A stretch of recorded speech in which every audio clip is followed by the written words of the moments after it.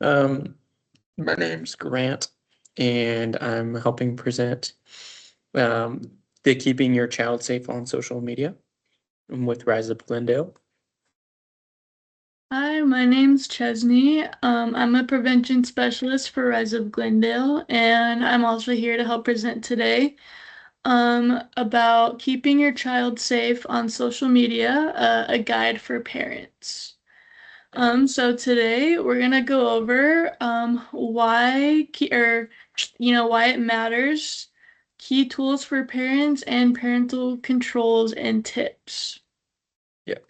Yeah, so we're just going to go specifically through just kind of a lot of different social media platforms, kind of how to work them, maybe different types of phones, and then just kind of other recommendations and other things that you guys can think about that are going to help you guys out a lot. So, Right, and so getting started. So why does social media safety matter? So social media exposes teens to a variety of different things that could be harmful to them, including drugs, things like cyberbullying, privacy risks, inappropriate or explicit content, and also predators as well. According to the CDC, teens spend on average 7+ hours daily on screens, and that is not including homework. And heavy social media use is linked to higher rates of depression and anxiety in teenagers. And according to some of these statistics we have right here, 95% of teens in the US have access to a smartphone. Nearly 90% use at least one social media platform daily. In Arizona, social media is a major pathway for drug offers, especially fentanyl-laced pills marketed as safe or fun.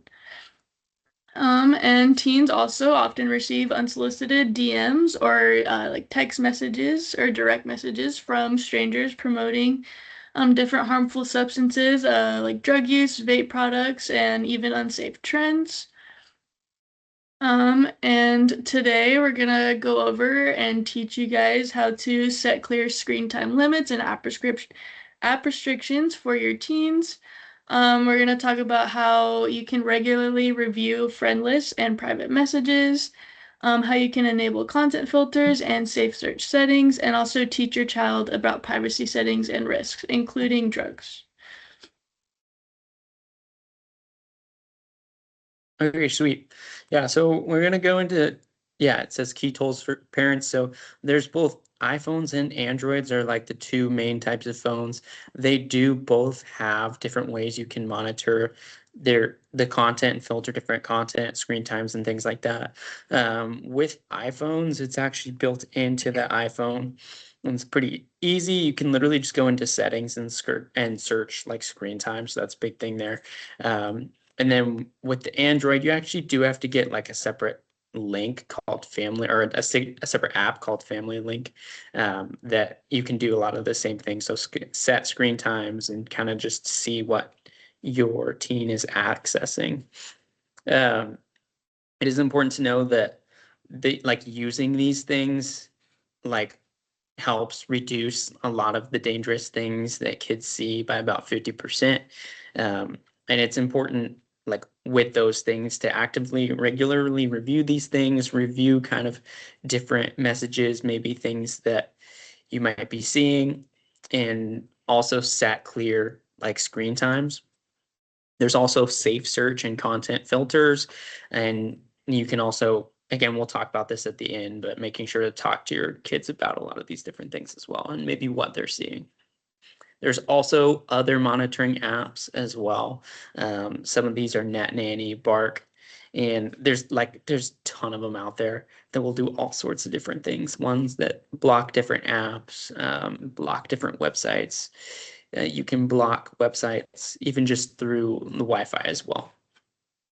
Yeah, some of these apps are free, some of them are subscriptions. It just depends on the one that you use.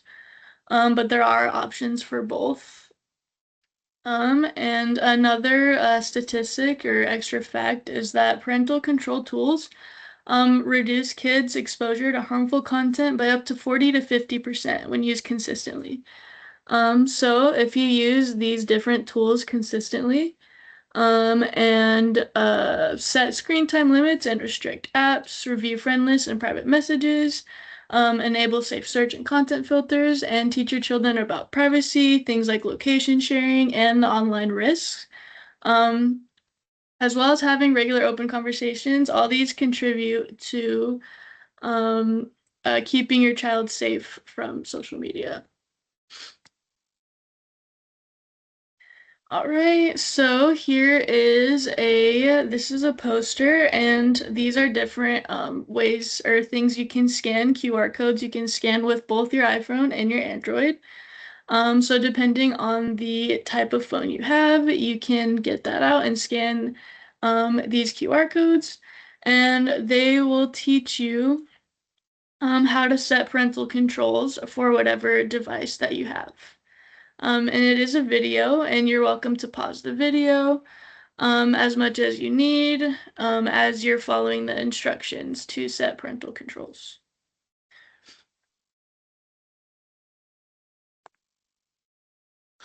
All right, yeah, so we're gonna go through a list of just specific apps and how you can set parental controls for each of these apps. Most of these apps are like primary apps that, like social media apps that kids, children, teens are using right now. The thing also, the thing also to note with this is that a lot of this like keeps changing. I know some of these have been stable for 10, 15 years now, but others of them, particularly TikTok, have not, are somewhat relatively new. Um, and there's a lot of others. We're not even going to be able to touch on all of them. So with TikTok, yeah, so approximately 67% from what they've done, studies and surveys, of kids in the United States, so teens in the United States, use TikTok on a regular basis. So that's 1 in 5 teens typically spend, well, it says one, well, this is for 2 hours a day. So 1 in 5 spend at least 2 hours a day on TikTok. On TikTok, there's all sorts of dangerous content. I think the main dangerous thing is that there's all sorts of different trends. And so if you guys have heard of like the Tide Pod challenge, I don't know if that was on TikTok specifically, but things like that, where they're encouraging people to do things that are like incredibly dangerous and people want to do it to join in to be part of the fun. There's also privacy risks and obviously things with personal data. And I think that's true with all social media platforms. Um, and so, yeah, one of the things, so you can do like parental controls on this. So you're going to open TikTok on their TikTok, you're going to tap the little profile icon there in the corner. There's 3 dots. You can look for the 3 dots typically in general. That'll be like the settings thing. There's family pairing, and then you're going to press get started. So you'll link your account to your child's account, and then you can enable screen time, manage daily use limits, put like inappropriate content filters on it, things like that. Another important thing that you can do with TikTok, just download TikTok for yourself and just kind of get a feel for what's on the app. Actually, you can just do that in general with any app that you might know that your kids are using. Get a feel for the app, know kind of what it looks like, what there might be. And then you can also potentially, like on most apps, you can report like negative things. So if you come across negative, inappropriate content, you can report those things. And then specifically with your like family, like parental controls on TikTok, you can turn off like the auto plays. And so it's not going to just auto give them videos. And then you can follow like the same accounts that your child is following. And so you can kind of get an idea what they're looking at and restrict the crazy stuff. Yeah, another thing you can do as well is limit who can comment on your child's posts. So limit who can comment on their posts to friends instead of like strangers. And you can also show your child how to report harmful, inappropriate content if it does show up on their feed. But yeah, moving on. We're gonna move on to Instagram. So Instagram, 32% of teenage girls actually say Instagram affects their body image negatively. So these are some of the risks that Instagram poses on young people, teens specifically. There's also things like high cyberbullying rates, and it can lead to addictive scrolling, similar to TikTok, and like pressure, where teenagers are overly concerned about their popularity, who's liking their posts. Um, and so, yeah, what you can do to manage your child's use of Instagram, you can open Instagram on your child's phone. Tap the three lines on the top corner after you go to their profile, select your activity, tap supervision, and send an invitation to yourself to supervise. And then from there, you can set account to private and privacy settings. You can use content and comment filters. You can as well set time limits.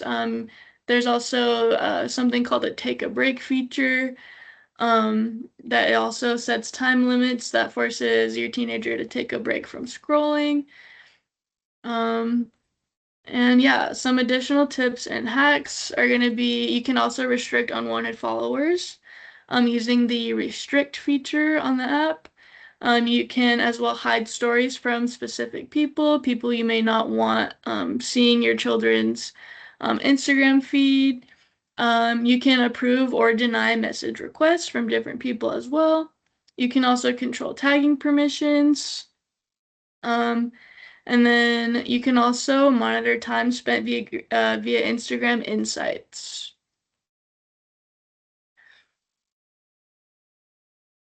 All right, so we're gonna move on to Snapchat. Um, so Snapchat is honestly probably one of the most dangerous in terms of just the social medias that we're going to talk about today, just in general. And I would also just agree with that. It is the number one like platform for sending explicit content and also and receiving it. And that's in large part because Snapchat is actually designed to when you receive something and then it'll actually disappear once you see it, essentially. You can like make it stay, but most of the time that's just how Snapchat is things disappear. Um, so because of that, people that are trying to do bad things actually exploit that feature.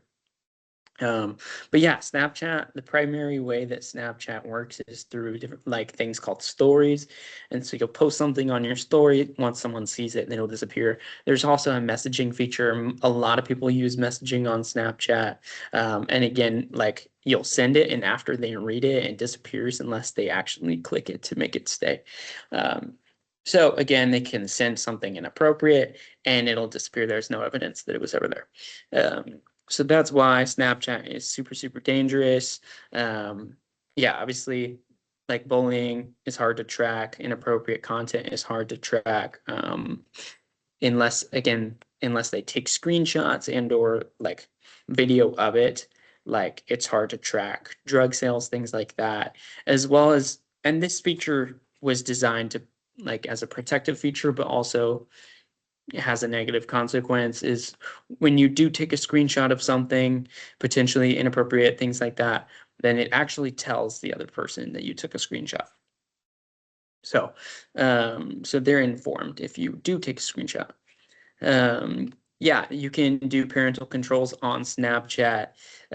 You just go into the little corner thing. There's a little gear icon, and you're going to click settings, family center, and then you're going to add yourself as a member, and then you can enable the ghost mode. That's the other thing too that I forgot to mention is that with Snapchat, another crazy dangerous thing is that, and I think it's by default on, that it shares location so they can know exactly where someone is. Yeah, and I think you literally have to go and turn that off. So again, that's what this means, enable ghost mode to hide location, right? You can go through and turn that feature off. And you can limit who can contact your child, and then you can actually turn off the thing that allows random people to be able to contact your child. Because again, that's another thing as well. It's super open. People can just kind of search random accounts and just kind of randomly message people that they don't know, and send them things that are going to disappear and know their location. And so it's really dangerous for people trying to do inappropriate things, as well as sell drugs. So, okay, Alright. YouTube. Yeah, YouTube is kind of just in my opinion one of the safer ones. There's still some risks with it, but I know that YouTube definitely you can't necessarily find quite so much inappropriate content in it. I think you might be able to a little bit, but for the most part, it's actually pretty well controlled. Definitely in the past, it was you could find anything. I know when I was growing up, you could find some really dangerous stuff. But they've tightened that down a lot. I think the biggest risk with YouTube, is the addictive risk. There's a lot of people that use a lot of hours, on YouTube. So, yeah, just people use hours and hours and hours because there's a really good algorithm that just recommends videos over and over again. Um, there's a small risk for inappropriate things. Again, that's not too dangerous with YouTube. But again, it's that mental health when you're just using it for hours and hours and hours. Um, so you can, again, with YouTube, use parental controls as well. There's a little icon in the settings. So you can go into settings, general, and turn on restricted mode, which will kind of just further restrict, the content that you might be able to see. That will also probably restrict, like, if you're able to content or like comment on things as well. Um, and there's also YouTube Kids, which YouTube Kids is like an even more restricted version of YouTube, essentially. So, um, like especially for younger kids, YouTube Kids would be very helpful. And then obviously you can go into YouTube through, just like with the parental controls and search the history of what your children have been watching, see if there's anything inappropriate, anything crazy that they may or may not have been using. Okay, and then we have Discord. Yeah, I think again, in my opinion, Discord is kind of similar for a different reason to Snapchat in terms of how I would view it as dangerous. Um, so Discord, the primary thing with Discord is it's pretty anonymous, and you can get just messages kind of just from whoever, again, right? Random people can add random people. The system works, you go into like different group chats, and then you can, there's different chats with different topics, and people just kind of say whatever. The primary thing that makes Discord dangerous is that they don't do a lot of monitoring themselves and monitoring what's said in these group chats. And they rely on people in the group chat to report things. So their goal is to kind of have an open platform where people can say whatever. And because of that, there's some dangerous group chats and big group chats, that are out there with different like content of different hate groups for this group or hate groups for that group. And so that'll actually encourage violence. In fact, there are cases where like violence has happened because it was encouraged on Discord. So actually, like crazy things that have happened, because they were in this group chat and it changed their views on how they saw different people, and so they were encouraged to do these terrible acts. And so that's one of the things with Discord that's really dangerous. A lot happens out there in Discord that you might not be aware of. Um, yeah, so there's cyberbullying for sure, predators, people trying to groom minors. Yeah, that happens kind of across a lot of different platforms that are not well regulated. Um, but you can go into and set parental controls.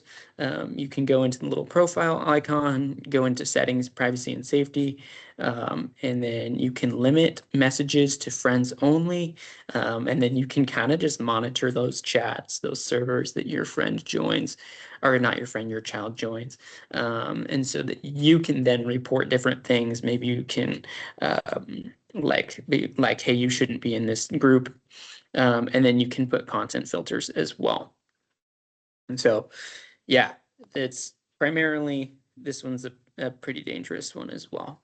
So, and I think you can put like limits as well, um, like on different features. So, yeah. Alright. Moving on to Facebook. This is one that's losing some popularity with teenagers today, but it is still a commonly used social media app. And it comes with the same risks as all the other ones we've talked about today. Um, there is a risk of exposure to inappropriate content as well as groups promoting that can promote different harmful messages, hateful messages, things like violence, things like that. Um, it can as well come with mental health risks and impacts, like anxiety and depression. And as well as the other social media apps, it can be addictive as well. It can lead to things like addictive scrolling. Um, but similar to the other apps, you can set parental controls on Facebook as well. You open Facebook and go to your child's profile. You're gonna go to settings, and then go to privacy and settings. And you're going to set profile and post privacy to friends only or only me, depending on who you want to see it. And another thing you could do is use Messenger Kids for younger children. So there's Messenger, regular Facebook Messenger. And then there's Messenger Kids, which is going to be a little more regulated.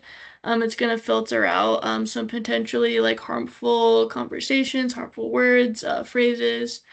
And then you can also monitor friend requests and post regularly from the settings as well. And some additional tips and hacks. You can create a close friends list on Facebook, um, and to limit sensitive content. You can review your child's activity logs frequently. And then you can also disable face recognition to protect your child's privacy as well. Yeah. Another thing too with Facebook, kind of a feature that Facebook has, they have a thing called Facebook Live, which is helpful, except for there have been cases with Facebook Live where people actually film violent acts. And so that's something that's dangerous as well to take note of. And that's really hard, even though Facebook is one of the better ones in terms of like filtering content, like taking down inappropriate things. They have a bigger team and they've gone through a lot of lawsuits, so they definitely try pretty hard. However, something that's live, like it's really hard to do it in the moment. So, okay, we're going to get into X. So X is formerly known as Twitter, so it's the same thing. Basically just after Elon Musk bought it. So yeah, X is again decently dangerous. And I think the primary thing with that is kind of similar to Discord. They really don't tend to do a lot of monitoring. I know Elon Musk specifically wants it to be an open platform that like allows people to, say whatever they want to say. And so he's not really monitoring a lot, and they're not really doing a lot of control there. They're primarily allowing it to be the people like reporting things themselves. So again, it has kind of some similar risks to Discord, but then in other ways, it's more similar to like Facebook, right? So you have different friends, and you can see different things and kind of scroll through. There's some addictive content there. Um, there's anonymous cyberbullying, and you can get random messages from random people, and you can just kind of see different content as well. Um, so with parental controls, again, as pretty much every single app, there's going to be a way, or every single major app, there's going to be a way to enable parental controls. So there's a little like icon, there's open, let's see, your profile icon, yeah. And so you can go into settings and you can set tweets to private so that other people can't see it. And you can mute unwanted like hashtags from different people, and limit who can send messages to your child, and limit who can send these messages.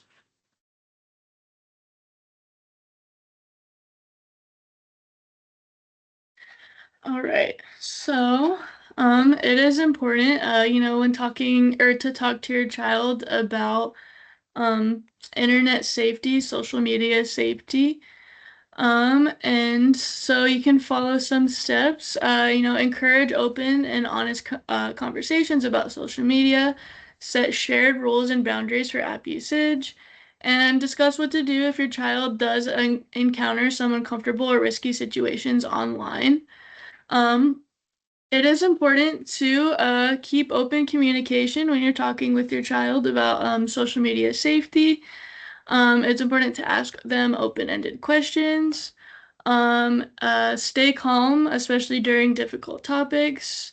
And don't punish honesty, reward it. If your child is honest with you about, some of the things that they may have encountered online, it's important to stay calm, especially if they mention, some like, harmful or dangerous or concerning topics.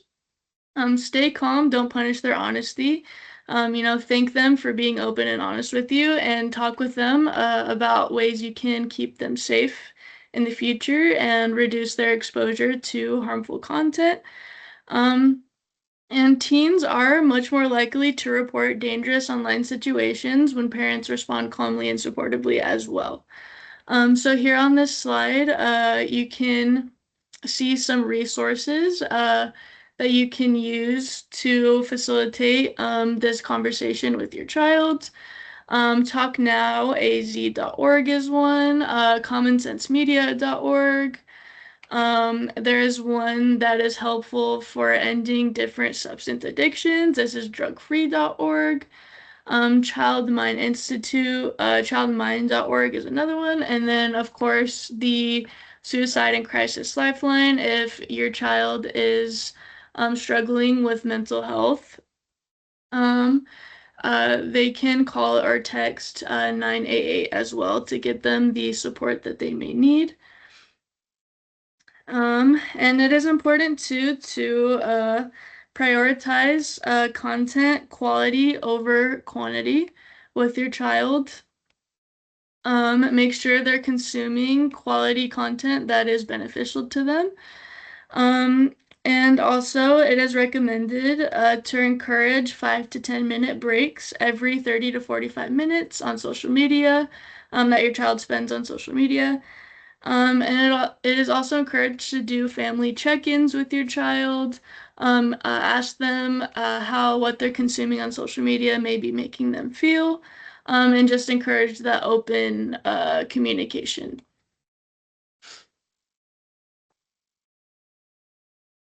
Right? Yeah, so oh yeah. Some final recommendations.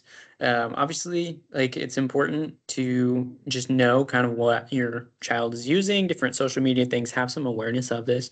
And then so use like the parental controls across like the different apps and different advice or different devices as well. So set different things maybe on the apps that they're primarily using or the phone that they might have.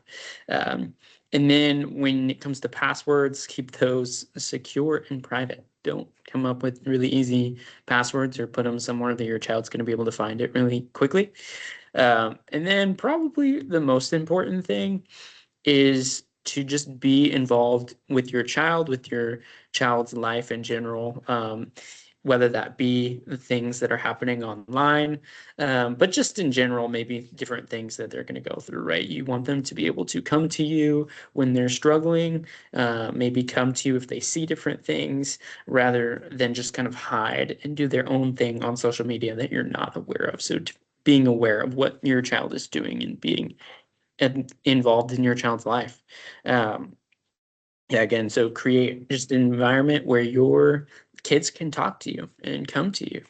Um, with this too, a couple other key things too is it's important that your children are not spending forever online or on social media. So actually, it's recommended 2 hours or less according to WHO. So yeah, again, just kind of setting different screen times or screen limits is important. And then encouraging them to do like 60 minutes of activity in some sort of way, whether that's being outside, whether that's like anything you guys can think of. But that's also a key recommendation as well as 60 minutes of physical activity per day. So, Yeah, and then one more recommendation I'd like to add from the American Academy of Pediatrics and the WHO, is that they recommend avoiding screens at least 1 hour before bedtime. So, that is another way you can be involved and limit your child's screen time, is encourage them to set their phones down at least an hour before they go to bed to improve their sleep and their mental and physical health as well. Okay, um, so that is all we have for you guys today. Do you have any questions about anything we discussed today? Any of the platforms we went over? Yes, thank you. Thank you for your presentation. Yeah, I have a couple questions about that. The first question is gonna be, how can AI share features in apps like Snapchat or WhatsApp impact the safety, privacy, and mental health of the children and teens? yeah. Yeah. So, well, I mean, you can answer it actually. Go for it. AI, that is definitely it's something that's newer, that's being newly introduced to different platforms. Most platforms do have an AI feature, some sort of AI feature now. Snapchat does have like an AI chatbot that your child can openly conversate with, have conversations with. Um, and these AI things, they could impose risk to your child as well. Sometimes, even though AI conversations are supposed to be regulated, sometimes things slip through the cracks. Sometimes AI can suggest or bring up harmful content, harmful messages to your child.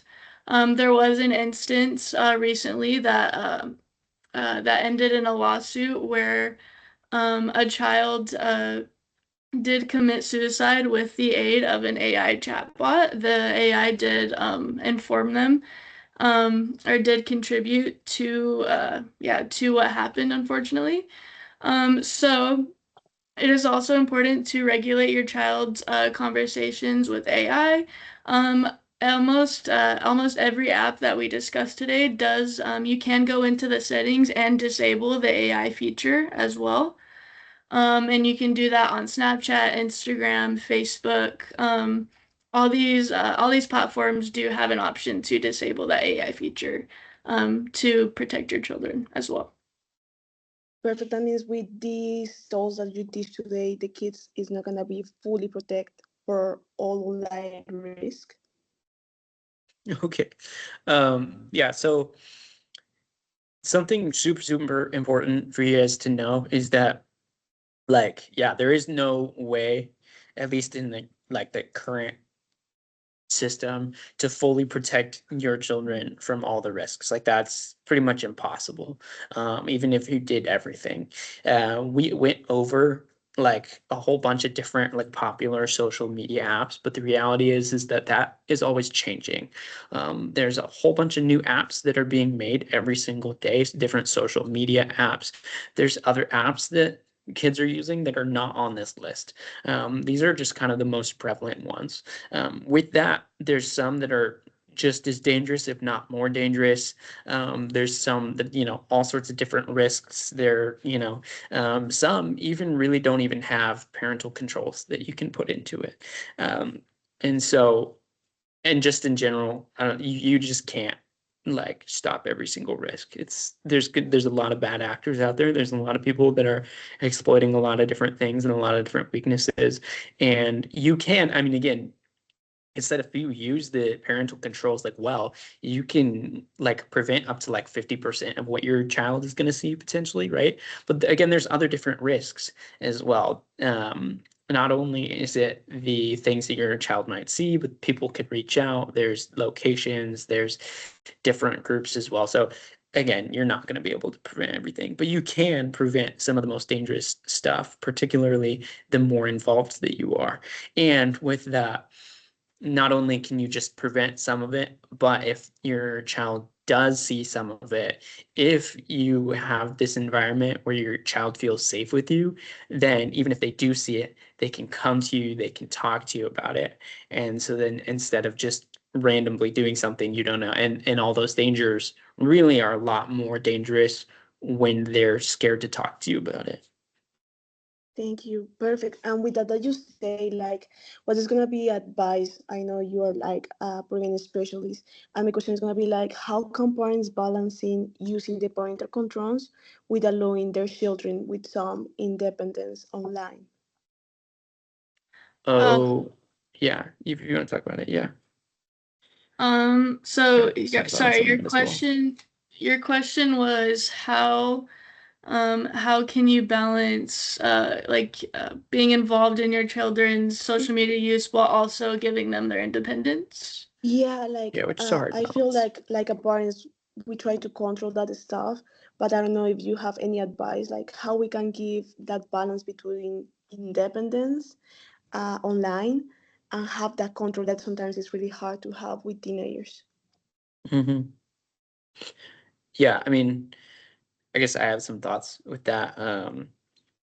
I think that is a balance for sure. And I think the answer for that probably does not look the exact same for every parent with their child.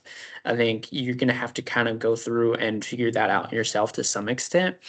I would say the main thing with that is you definitely do want to limit a lot of the bigger risks, a lot of the bigger. So it's up to you how much you want to limit and what you want to do, right? You can do whatever you want to do, but I would 100% suggest doing a lot of the bigger ones, and limiting kind of those really, really, really dangerous risks. The bigger ones are probably the biggest ones. After that, right, you can control as much as you want to control, and that's just kind of up to you. And again, just knowing that you're never going to be able to prevent every single risk, like that's basically impossible. And then again, the primary thing too is having an environment where your children feel like you can talk to you about it. Without that, I mean, like that, yeah, it's a huge aspect to it. So, Yeah, I mean, to add on to that, I would just say teach your child digital citizenship early. Show them how to safely and properly use social media. Um, and encourage that. And like he said, establish that environment with them to where you can trust them if they do come across something that may be harmful to them, inappropriate, that they can feel like they can come talk to you about it, so what's going on in their lives, what they're being exposed to, and you guys can work together to protect them from that. Perfect. yeah, Thank you so much. And just one last question. I heard that you have this type of presentation in Spanish and English. That's right? yeah, Yes, we do. We offer this presentation both ways, Spanish and English. Um, verbally, and also we have a translation as well of all the slides. Um, yeah. yep. Perfect. Thank you. Thank you so much for your time and for taking time to teach all these different tools to the parents. Yeah, you're Um, welcome. Thank you. Thank you for being here today. Yeah, we enjoyed talking with you. Um, yeah, reach out to us if you have any further questions. Perfect. Yep. Thank you so much. Thank you. Yep. Bye.